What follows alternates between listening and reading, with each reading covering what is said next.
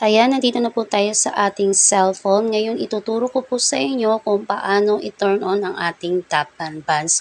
Ito ay para sa mga baguhan at sa mga hindi pa nakakaalam.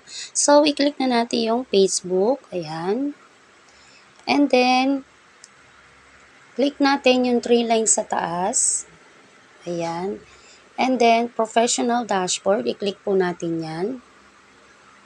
Ayan, scroll up nyo lang. And then, kung hindi nyo pa nakikita yung fan engagement, i-see more po natin siya. Ayan. And then, i-click po natin yung fan engagement.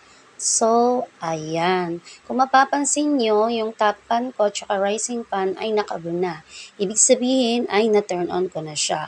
Kung kayo ay hindi nyo pa na-turn on, i-turn on nyo na para kayo ay magkaroon na ng top pan buns. O kung may rising fan din kayo, i-turn on nyo na para meron na din kayo. So, yun lang. I hope